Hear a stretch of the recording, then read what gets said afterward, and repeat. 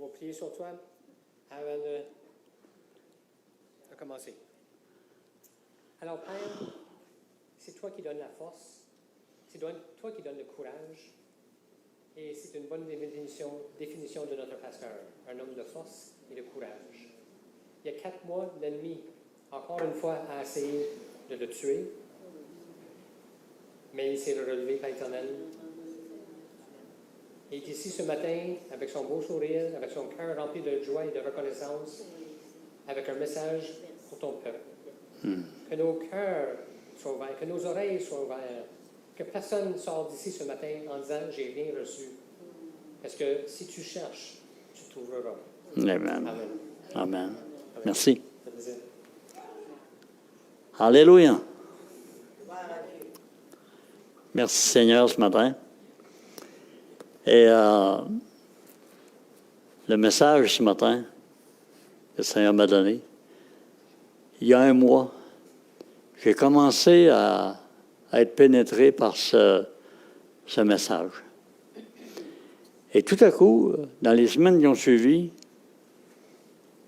on aurait dit que tout le monde, les prédicateurs de différents horizons sur le web,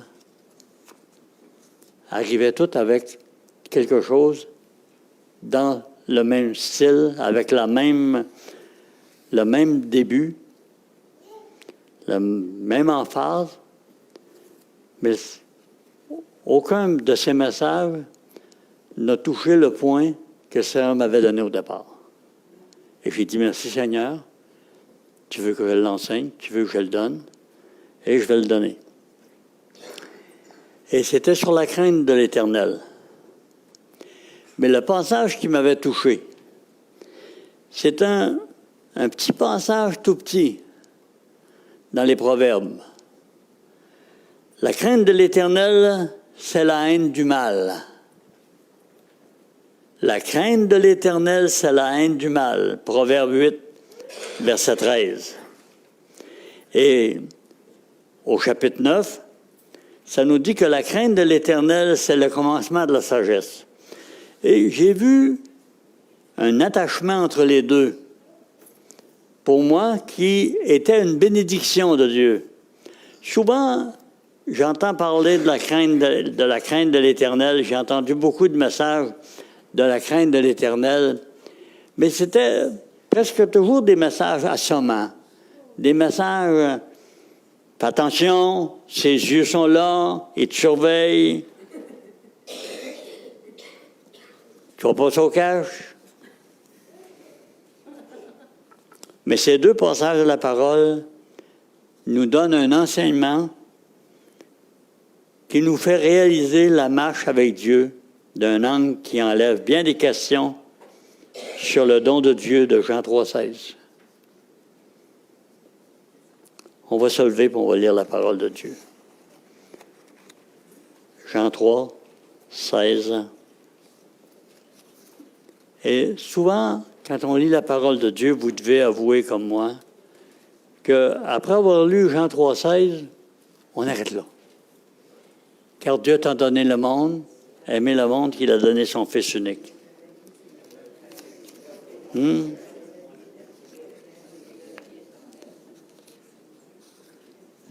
Mais de lire la suite est quelque chose d'extraordinaire quand on applique la parole de Dieu à ces passages. Spécialement, ce passage de la parole qui va nous guider ce matin. Alors, verset 16, « Car Dieu a tant aimé le monde, qu'il a donné son Fils unique, afin que quiconque croit en lui ne périsse point, mais qu'il ait la vie éternelle. Dieu, en effet, n'a pas envoyé son Fils dans le monde pour qu'il juge le monde. » Alléluia. Mais pour que le monde soit sauvé par lui. Celui qui croit en lui n'est point jugé, mais celui qui ne croit pas est déjà jugé, parce qu'il n'a pas cru au nom du Fils unique de Dieu. Et ce jugement c'est que la lumière étant venue dans le monde, les hommes ont préféré les ténèbres à la lumière, et parce que leurs œuvres étaient mauvaises. Versets 20 et 21. Car quiconque fait le mal haït la lumière, et ne vient point à la lumière, de peur que ses œuvres ne soient dévoilées.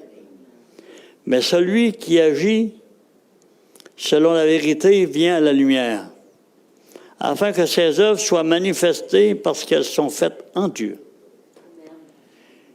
Ces passages de la parole, avec les 2 versets que le Seigneur m'avait donnés dans les Proverbes, pour moi, c'est une manifestation de l'amour de Dieu qu'on ne peut pas calculer. Comment c'est précis. Asseyez-vous, s'il vous plaît. Alléluia. Quiconque fait le mal haït la lumière, nous dit ce passage dans Jean 3, verset 20. Alléluia. Et la lumière n'est qu'en Dieu. La lumière vient de Dieu. Alors, celui qui a la haine du mal, celui qui haït le mal, alléluia, manifeste sa crainte de l'Éternel. Manifeste son cœur. Manifeste la grandeur de Dieu. Comment ce petit passage devrait être donné tellement plus souvent et mis en lettres de feu devant l'Église. La haine du mal, c'est la crainte de l'Éternel. Est-ce on voit des combats constamment dans l'Église, dans les différentes églises, sauver, pas sauver, sauver éternellement, sauver, pas sauver éternellement. Ce passage nous éclaire sur ce domaine d'une manière très claire. La division des croyants en 2 groupes qui marchent divisés sur la sécurité du salut ou la perte du salut devraient être unis dans la parole. Alléluia. On voit des passages, va sembler aller du coq à l'âne pour certaine couple de versets, mais je vais revenir à mon bon sens. Dans 1 Jean 3, versets 9 et 10, nous lisons « Quiconque est né de Dieu ne pratique pas le péché, parce que la semence de Dieu demeure en lui, et il ne peut pécher parce qu'il est né de Dieu. » C'est par là que se font reconnaître les enfants de Dieu. Il faut faire attention quand on lit ces versets-là. Parce qu'on peut donner l'emprise à une condamnation ou on peut donner l'emprise à un élargissement assez loin. Mais il faut lire les versets suivants.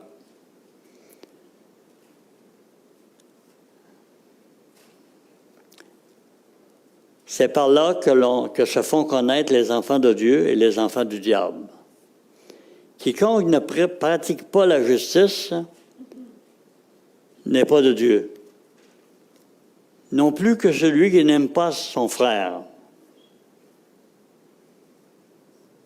Alléluia. Car ce qui a été annoncé, ce que nous avons entendu dès le commencement, c'est que nous devons nous aimer les uns les autres. Seulement ce mal qui est tellement répandu dans l'Église, seulement ce mal qui détruit l'Église petit à petit, qui le gronge, qui...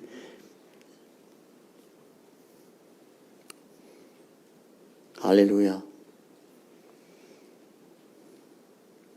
Nous devons nous aimer les uns les autres. C'est à ceci que tous connaîtront que vous êtes mes disciples du Seigneur, si vous avez de l'amour les uns pour les autres. Pas de la flatterie. d'amour. Pas de l'amour. L'amour, c'est quelque chose de sincère, c'est quelque chose de profond. L'amour est bien défini dans le mariage. L'homme doit s'investir dans celle qu'il aime. Il doit être prêt à donner sa vie pour elle, comme Christ a donné sa vie pour l'Église. Et elle doit aimer son mari en retour. Alléluia. Nous devons nous aimer les uns les autres et ne pas ressembler à Caïn, qui était du malin et qui tua son frère. Et pourquoi tua-t-il? Parce que ses œuvres étaient mauvaises et que celles de son frère étaient justes. Celui qui pratique le péché est différent de celui qui tombe dans le péché. Il faut faire la nuance entre les deux quand on prêche la parole de Dieu. Celui qui pratique le péché et qui n'est pas sauvé, qui n'a pas le Saint-Esprit pour l'éclairer, celui qui pratique le péché n'est pas de Dieu et il n'a pas de remords de son péché. Tandis que l'enfant de Dieu qui tombe, qui passe à côté du but que Dieu lui a fixé, lorsqu'il tombe, il revient à ce que Dieu lui suggère, d'haïr le mal. Je peux haïr le mal et tomber pareil. Vous êtes d'accord avec moi? Parce que Dieu nous dit que si vous dites que vous n'avez pas péché, vous faites Dieu menteur.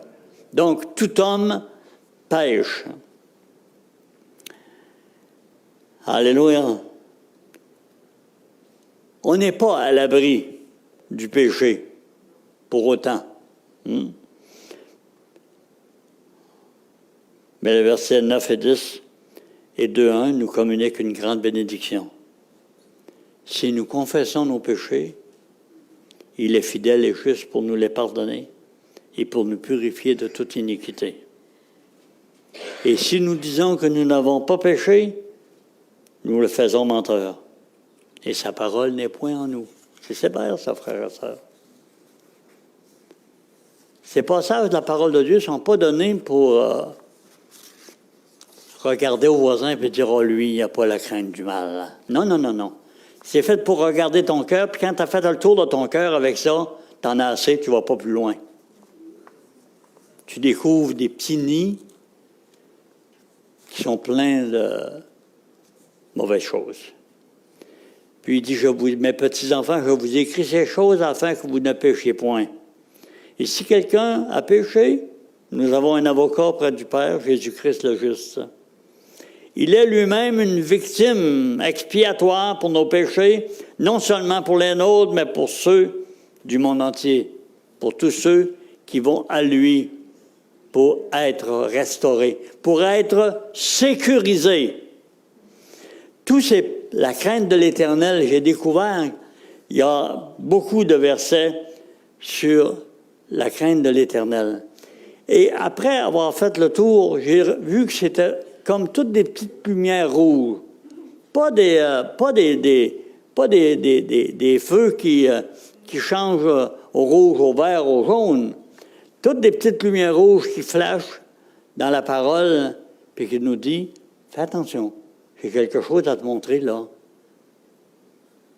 La haine du mal, c'est la crainte de l'Éternel. Et la crainte de l'Éternel, c'est le commencement de la sagesse. Amen. C'est seulement le commencement de la sagesse. Alléluia. La crainte du mal, alléluia. La haine du mal, c'est la crainte de l'Éternel. Et la crainte de l'Éternel, c'est le commencement de la sagesse. Alléluia. Moi, je ne sais pas ce que vous allez en faire de ça, mais moi, ça m'a frappé dans le front, un peu comme une massue, là. Ça m'a dit, arrête-toi et comprends que je suis Dieu. Puis comprends que je ne veux pas te perdre, puis je ne veux pas que tu sois perdu. Je veux simplement que tu viennes à moi en confiance Et si tu viens à moi en confiance, tu n'auras pas peur de m'exposer que tu as fait le mal. Parce que tu vas savoir que je veux te pardonner, que je veux exaucer tes prières. Celui qui a la haine du mal n'a pas peur d'exposer sa vie devant Dieu, de prier puis de demander à Dieu une foule de demandes. Parce que la parole de Dieu nous a énormément de promesses. Mais une question que l'Église doit se poser, et je suis persuadé que vous allez en venir à la même résultat que ma pensée. Une question à se poser. Avons-nous banalisé le mal dans nos vies? Avons-nous banalisé le mal dans nos vies?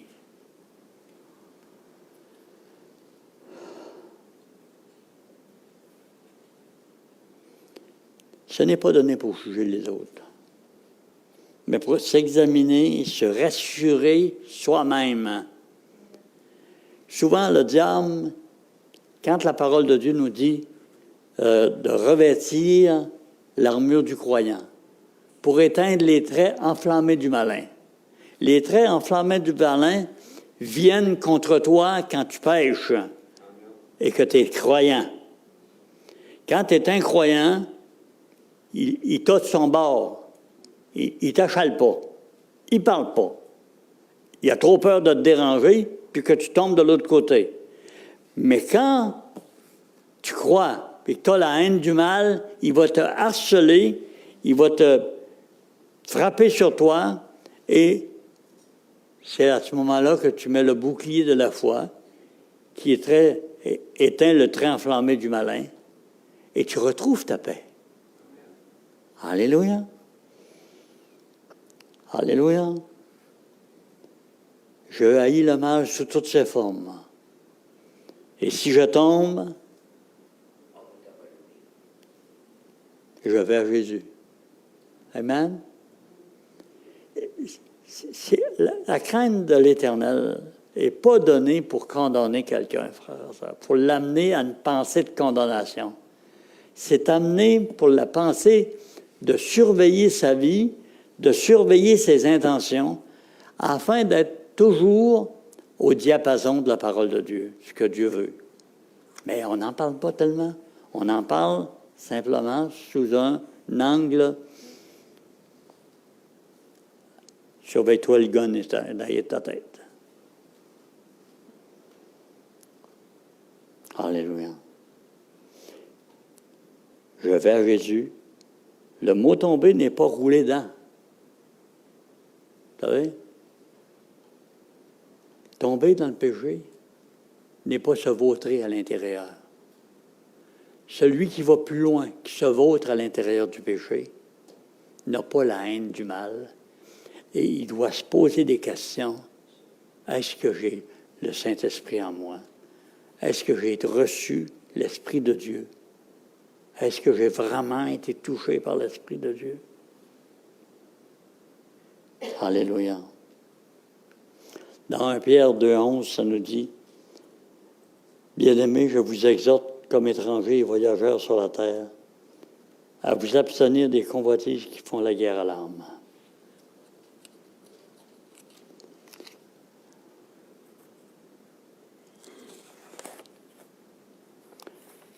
Ça, je m'excuse, c'est dans 1 Jean 2, 15. Oui, 1 Jean 2, 15. 15 à 17. N'aimez point le monde, ni les choses qui sont dans le monde. Si quelqu'un aime le monde, si les choses du monde sont plus intéressantes, combien de personnes, combien de croyants? Vous savez, c'est tous les croyants qui ont accepté supposément Jésus comme Sauveur et Seigneur dans la région ici. Ce serait dans les églises ce matin, les églises sont trop petites pour contenir tout le monde. Alors, il y a un malaise. On a banalisé le mal, et puis quand quelqu'un nous critique ou critique notre façon de faire, on l'envoie promener, puis on dit qu'il manque d'amour. Alléluia. N'aimez point le monde, ni les choses qui sont dans le monde. Si quelqu'un aime le monde, l'amour du Père n'est point en lui. C'est-tu assez clair? Est-ce que la parole de Dieu a besoin de le répéter 100 fois pour qu'on puisse comprendre? Parce que je ne peux pas dire que j'aime Dieu si j'aime le mal. Si j'aime Dieu, j'ai la haine du mal. Ça manifeste ma crainte de l'Éternel. Pas une crainte. J'ai l'amour de Dieu. J'ai le respect de Dieu. Le respect du Créateur. Celui qui nous a donné la vie est le seul qui peut la reprendre. Car tout ce qui est dans le monde, écoutez bien, il y a des choses là-dedans. La convoitise de la chair, la convoitise des yeux et l'orgueil de la vie ne viennent point du Père, mais viennent du monde. Combien de personnes, moi, quand j'ai commencé à vieillir dans le Seigneur, après ça le ministère, puis j'ai commencé à entendre parler de voyage en Floride. Quand j'ai entendu parler du nombre de croyants qui vont passer 6 mois en Floride l'hiver avec une roulotte de 100 000 $, quand leur Église sèche par un besoin de membres qui va la soutenir, qui va la secourir. J'ai travaillé assez fort dans ma vie. Le Christ aussi a travaillé assez fort à la croix. Il a sué pas mal plus que toi.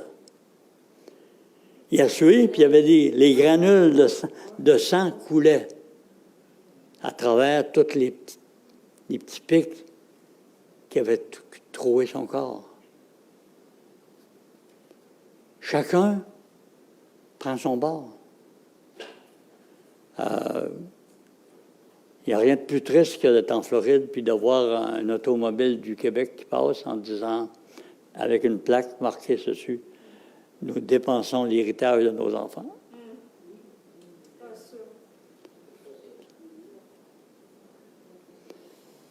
Mais il y a pire que ça.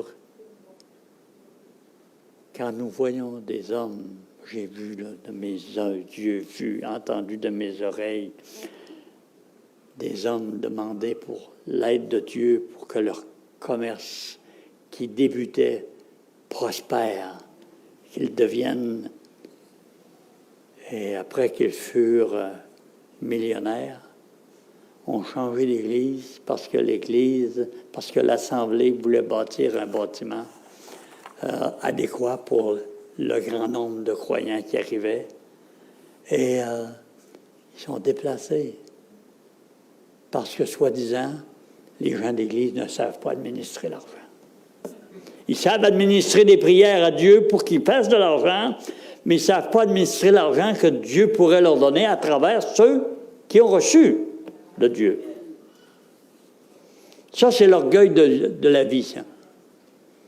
Penser que tout ce qui t'est donné par Dieu est là pour ton plaisir personnel, c'est du mal. On doit avoir la haine du mal. Et on ne doit pas avoir la peur de dire que c'est du mal. On pense que le mal, c'est seulement de la sexualité, débridée, c'est des choses. Ça n'a rien à voir. Il y a des choses beaucoup plus précises que ça qui font mal. Parce que la débauche peut faire mal à une personne. Mais le mal qu'on fait à l'Église a des répercussions sur toute la population qui environne. Et le monde passe, et sa convoitise aussi, mais celui qui fait la volonté de Dieu demeure éternellement. Bon. Alléluia. Il y a des pièges en parole. Encore dernièrement, on discutait, il y avait une personne qui connaît bien pourtant la parole de Dieu. Plusieurs personnes pensent la même chose.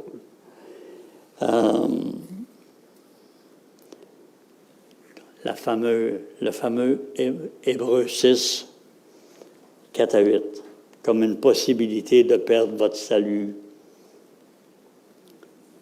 Si quelqu'un vient à vous le dire, de toi, le seul péché non pardonnable est le blasphème contre le Saint-Esprit. Mentionné en Matthieu 12, 31, Marc 3, 29, Luc 12, 10, la parole, quand elle se répète, c'est pour qu'on puisse bien comprendre que c'est un point important à se rappeler. Pour Matthieu et Marc, ils nous disent que Jésus parla ainsi parce qu'il disait il est possédé d'un esprit démoniaque, un esprit impur. Mais Luc dit que celui qui reniera Jésus devant les hommes sera renié devant les anges de Dieu. Verset 10, quiconque parlera contre le Fils de l'homme, il lui sera pardonné, mais à celui qui blasphémera contre le Saint-Esprit, il ne lui sera point pardonné. Ça ferme la parenthèse. Tous les autres péchés, Jean 1,9 nous dit, si nous confessons nos péchés, il est fidèle et juste pour nous les pardonner et pour nous purifier de tout péché. Alors, si nous avons la crainte du mal, la haine du mal, si nous avons la haine du mal, pas la crainte du mal, le mal, on ne doit pas le craindre, on doit le bannir. Et s'il nous frappe, si on a tombé, on demande pardon à Dieu, il nous pardonne nos péchés, et puis la justice de Dieu nous envahit. On n'a pas à s'inquiéter si on a la haine du mal. C'est pour ça que je vous ai dit que ce passage de la parole de Dieu que j'ai lu dans le Proverbe, petit passage tout petit, était comme une massue qui m'a frappé, parce que souvent, on s'interroge, on se pose des questions, surtout quand on est malade, puis qu'on pense qu'on va trépasser, on se pose des questions. Alors, quand tu tombes sur des passages comme ça, le Seigneur dit non, casse-toi pas la tête, là. Tu as la haine du mal, tu as tombé dedans, demande-moi pardon, puis je vais régler ton problème. Est-ce que c'est ça? C'est pas plus compliqué que ça, là, la vie chrétienne, frères et sœurs. Donc, la haine du mal manifeste notre crainte de l'Éternel. Et si j'ai la crainte de l'Éternel, je manifeste le commencement de la sagesse. Amen? Je tombe, je confesse mon péché. Il est fidèle et juste pour me pardonner et me purifier de toute iniquité. Jésus, mon avocat, plaide ma cause. Alléluia. Merci Seigneur. Alléluia. Me repentir est d'avoir de la honte, me détourner et avoir la ferme intention de ne pas retomber. Oh Seigneur, j'ai passé un petit péché, là. J'en ai passé une petite vite. Je te demande pardon. 2 heures après, le balai est reparti. De Deutéronome 6, 24 à Apocalypse 11, 18, nous avons 32 versets directement sur la crainte de l'Éternel. Puis il y a d'autres versets qui signalent dans la parole de Dieu, qui nous soulignent qu'on doit avoir cette crainte de l'Éternel. Autant de lumière rouge. Deutéronome 6, 24 à Apocalypse 11, 18. Si vous voulez les voir, vous les trouverez dans la parole de Dieu. Mais je les ai toutes sur une page à la maison. Autant de lumière rouge ou autres avertisseurs qui sont manifestement le résultat majeur de l'amour de Dieu qui nous entoure. La crainte de Dieu, quand elle est mentionnée, c'est toujours des petites lumières rouges qui doivent nous bénir, frères et sœurs. Merci, mon Dieu. Tu m'enseignes comment rester debout face à toi et comment me repentir et en quoi j'ai besoin de me repentir. Puis Seigneur Dieu, lâche-moi pas. Montre-moi là tes lumières à chaque fois que j'ai eu la bad luck d'être un innocent. Hein? Et d'avoir commis le mal. On peut pas être fragile, se traiter d'une manière fragile, même quand on est malade, même quand on est... Non, on ne peut pas se traiter d'une manière fragile. On se parle, les frères. On se parle, les sœurs. On se le dit. Est-ce que tu as passé par-dessus la parole de Dieu pour faire ce que tu voulais faire à ton goût, ou bien si tu as écouté la parole de Dieu? Pas compliqué? Alléluia. Rappelons-nous que le Seigneur ne veut pas que personne périsse. Il ne veut pas qu'aucun périsse. Il n'a jamais créé un être humain pour qu'il s'en aille en enfer. Non. Il ne veut pas qu'aucun périsse. Même Hitler, même le pharaon d'Égypte, personne n'était voué à l'enfer. C'est leur cœur mauvais. Puis il ne faut pas oublier que le cœur mauvais d'Hitler était un cœur mauvais comme le nôtre. Mais lui, il a laissé le mal se manifester et pourrir son cœur complètement. Il n'a pas écouté le conseil de Dieu. Il n'a sûrement pas lu le passage dans Jérémie qui dit « le cœur de l'homme ». C'est pour ça qu'il faut se méfier de nous autres, frères et sœurs. C'est pour ça qu'il faut se méfier de soi-même. Le cœur de l'homme est tortueux et méchant, et il donne la réponse lui-même. Qui peut le connaître? Dieu seul, dit-il. C'est pourquoi il sonde les cœurs et les reins. Il sonde les cœurs et les reins afin de juger leurs œuvres quand ils se manifestent. Comprenez-vous? Pardon? Afin de connaître les fruits de leurs œuvres. Merci, mon amour.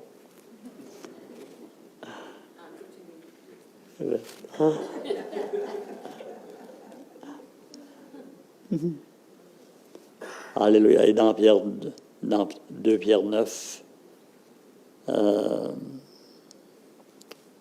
le Seigneur ne tarde pas dans l'accomplissement de la promesse, comme quelques-uns le croient, mais il use de patience envers vous, ne voulant pas qu'aucun périsse, mais voulant que tous arrivent à la repentance. Puis rappelons-nous ceci, frères et sœurs. Il ne dort ni ne sommeille, celui qui veille sur son peuple. Psaume 121, 4. Il ne dort ni ne sommeille. Il est là pour nous surveiller. Si on glisse, il nous ramène sur la traque. Il n'est pas là pour nous condamner. Il est là pour mettre la rampe près de nous autres pour qu'on puisse la suivre. Puis qu'on bénisse notre Dieu. Alléluia. Et voici un autre passage qui dit « Ne crains rien car je suis avec toi. Ne repromène pas des regards inquiets car je suis ton Dieu. Je te fortifie. Je viens à ton secours. Je te soutiens de ma droite triomphante. » C'est tous des passages de la parole de Dieu qui devraient être continuellement près de notre cœur, près de notre pensée, pour nous aligner, pour nous diriger. Il n'est pas là pour nous bâtonner, notre Dieu. Il est là plein d'amour, plein de miséricorde, plein de patience. Il est là près de nous, avec toutes sortes de bénédictions. Il nous donne même une armure pour se protéger. Et il nous le dit bien clair, bien clair. La haine du mal la crainte de l'Éternel. Ça manifeste. Alléluia.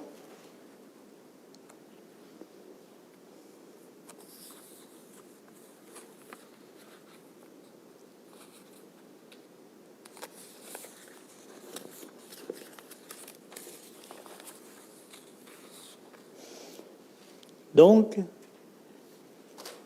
si j'ai la haine du mal, je manifeste à Dieu que j'ai la crainte de l'Éternel. Non seulement à Dieu, frères et sœurs, mais aux hommes. Car la seule façon d'être le sel de la terre et la lumière du monde, c'est d'avoir le mal en horreur. D'avoir la haine du mal. Si je flirte avec le mal, je ne manifeste pas ou j'ai des bonnes chances que mon voisin, ma femme, mon fils, ma fille disent « Mon papa, il ne fait pas ce qu'il dit. »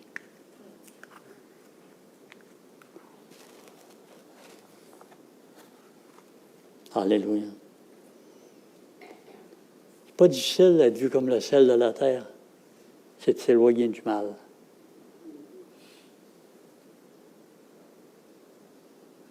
Et si je tombe, que mon voisin, ma voisine, mes enfants, mon épouse me voient me repentir. C'est important. Il faut que je sois assez modeste pour dire, frères et sœurs, j'ai péché devant l'Éternel plusieurs fois à ce niveau-là, comme probablement la plupart d'entre nous. Alléluia. Nous sommes probablement plus près du retour du Seigneur que nous pouvons l'imaginer. Puis, de toute façon, on n'est pas au contrôle de la date de notre départ, chacun de nous. Alors, prenons au sérieux que la crainte de l'Éternel, c'est la haine du mal. Alléluia. La crainte de l'Éternel, c'est la haine du mal. Et souvent, on a de la difficulté, beaucoup ont de la difficulté à penser c'est quoi le mal? Puis beaucoup de croyants à qui je parle manifestent leur difficulté d'aller saisir dans la parole de Dieu de l'enseignement qui va leur dire « Fais attention, je t'enseigne. » Les commandements de Dieu, Exode 20. L'Épître aux Romains, beaucoup de passages de la parole de Dieu qui manifestent à l'homme le mal. L'Épître aux Corinthiens. L'Épître aux Éphésiens, chapitre 5. Soyez tous des imitateurs de Dieu, comme des enfants bien-aimés. Lisez ça. Vous allez voir comment, en passant, on va le lire, ça. Éphésiens 5. Éphésiens 5.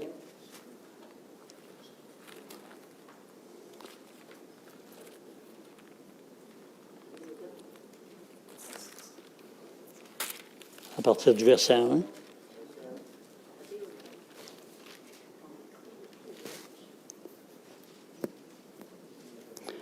Oh, un vieux cheval, ça a de la misère à tenir son attelage.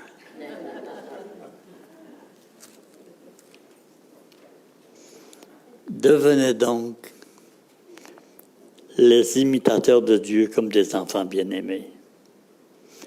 Et marchez dans l'amour à l'exemple de Christ qui nous a aimés et qui s'est livré lui-même à Dieu pour nous comme une offrande et un sacrifice de bonne odeur.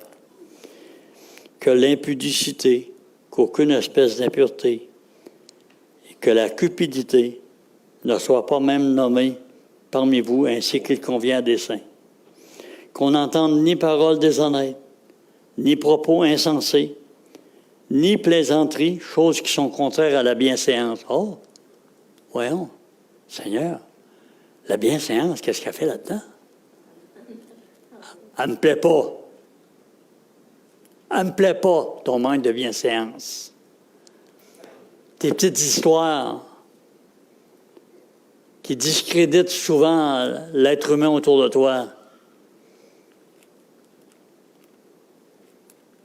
Alléluia.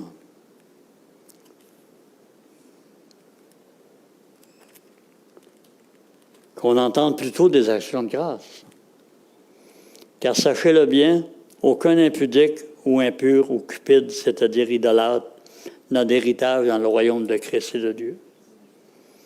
Que personne ne vous séduise par de vains discours, car c'est à cause de ces choses que la colère de Dieu vient sur les fils de la rébellion.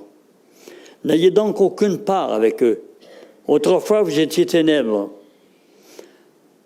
Celui qui s'éloigne du mal marche dans la lumière. Celui qui flotte avec le péché, qui flotte avec le mal, marche dans les ténèbres ou vers les ténèbres.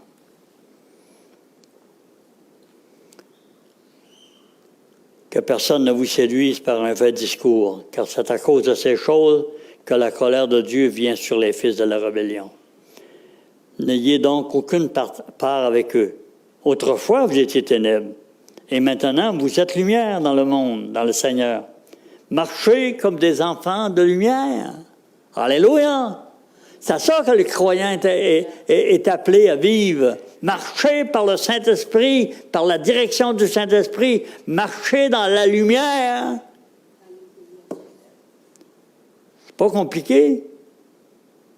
Marcher, diriger, à s'éloigner le plus possible du niaisage dans la vie. S'éloigner des 5 à 7. Hein?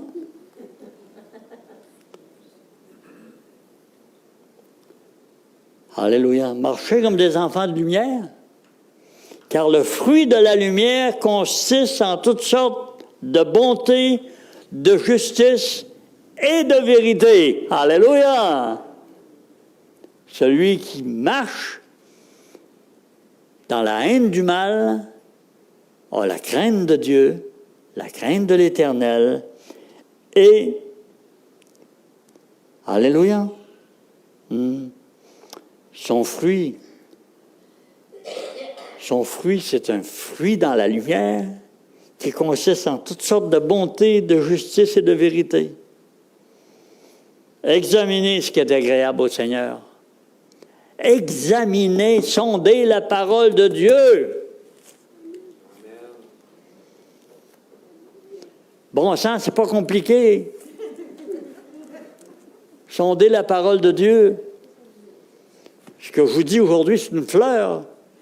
Allez dans la parole, vous allez voir qu'il va vous sonder les oreilles. Il va vous sonder. Il ne condamne pas vos oreilles, mais il va vous donner ce qu'il faut pour les nettoyer.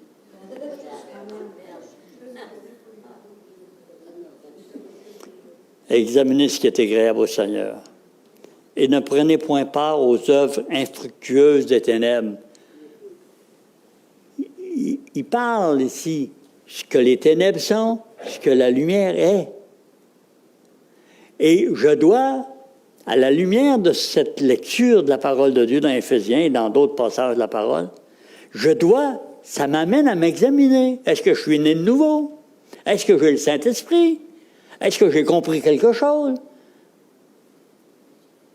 C'est ça que la parole de Dieu veut faire. Puis, combien de fois qu'on a rencontré des hommes qui ont été pasteurs pendant 20, 25 ans, puis qui ont confessé qu'ils n'avaient pas accepté Jésus-Christ comme Seigneur et Sauveur. Ils venaient de l'accepter, là. Il y a des belles biographies de croyants.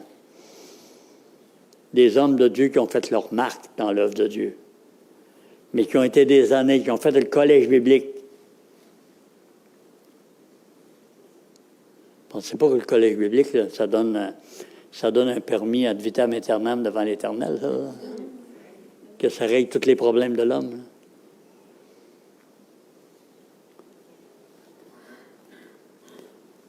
Alléluia.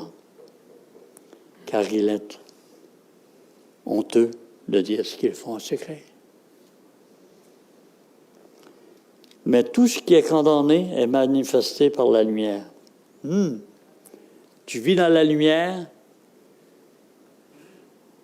ça manifeste que tu es un enfant de lumière. Tu es le sel de la terre. Tu es la lumière du monde. Tu manifestes les œuvres des ténèbres, tu rejettes la lumière. Tu n'es pas sauvé.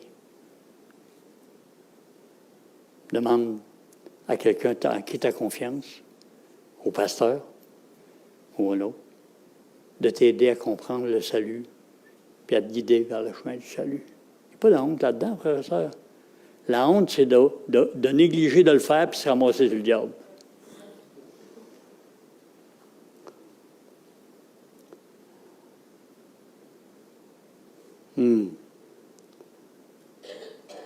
Mais tout ce qui est condamné est manifesté par la lumière. Car tout ce qui est manifesté est lumière. C'est pour cela qu'il est dit, « Réveille-toi, toi qui dors, réveille-toi d'entre les morts, et Christ t'éclairera. » Pourquoi ce passage est si dur? Il n'y a pas le choix. Il veut réveiller celui qui n'est pas sauvé, puis qui se mêle au niveau des croyants, puis qui pense qu'il est un croyant, qui marche dans la lumière tout en marchant dans les ténèbres. L'Église a besoin d'être épurée par le Saint-Esprit qui dirige tout homme, toute femme qui vient dans l'Église par sa parole. Amen? Alléluia.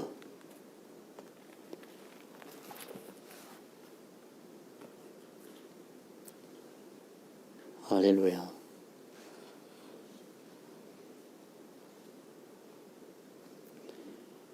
L'appel de Dieu ce matin est pour tous. Parce que la parole de Dieu nous dit que tous sont pécheurs. Il y a des pécheurs repentis, il y a des pécheurs qui ont besoin de repentance. Puis il y a des pécheurs qui ont besoin de venir à Jésus et dire « Seigneur, sauve-moi. Je suis pas vraiment un croyant. » Puis il n'y a pas de honte là-dedans. La honte, c'est de passer à côté. Parce que tu auras la honte éternelle. Il n'y a pas de honte. Dans l'Église, si quelqu'un trouve honteux à un croyant supposé de se convertir puis de devenir un vrai croyant, bien celui-là, il n'a pas sa place dans les bancs de l'Église.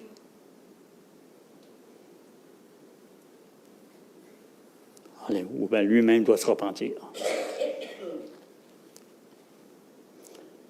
Psaume 139, les versets 23 et 24, nous dit ceci, frères et sœurs, que nous connaissons tous, je suis persuadé. Sonde-moi, ô Dieu, pas dorlote-moi, ô Dieu. Sonde-moi, ô Dieu, et connais mon cœur. Tu sais comment il y a une possibilité, étant un être humain comme tout le monde, que le cœur peut être tordu, méchant. En anglais, ça se dit bien « the best and the wrong ». Hein? Ça, wrong, ouais. Le meilleur, le pire. Bon, bon, j'ai oublié mon anglais. Sonde-moi, ô Dieu, et connais mon cœur. Éprouve-moi et connais mes pensées. Seigneur, flatte-moi pas quand j'ai besoin d'être enseigné, d'être repris. Amen. Regarde si je suis sur une mauvaise voie et conduis-moi sur la voie de l'éternité. Et là, quand il me montre les voies anciennes, les voies dans lesquelles j'ai négligé de marcher. Je ne dois pas faire comme c'est dire dans la parole à des personnes à lesquelles le Seigneur a dit, trouvez mettez-vous sur le bord de la route, trouvez les anciens sentiers et marchez-y. Puis ils ont répondu, on n'y marchera pas. Hein? Là, c'était les enfants d'Israël, ça. Regarde si je suis sur une mauvaise voie et conduis-moi sur la voie de la vérité.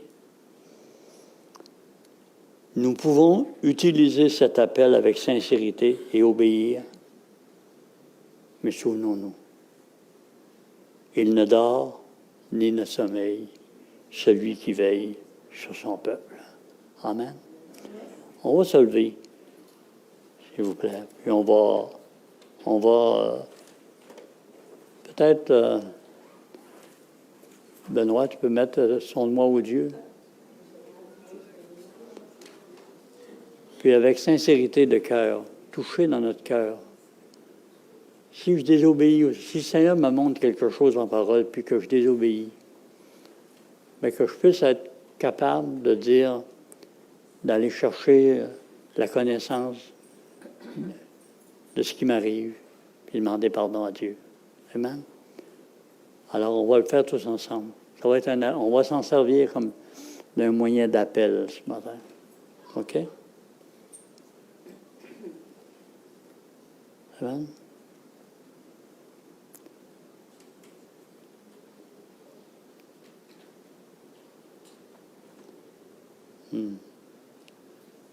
Sonde-moi, ô Dieu, connais mon cœur.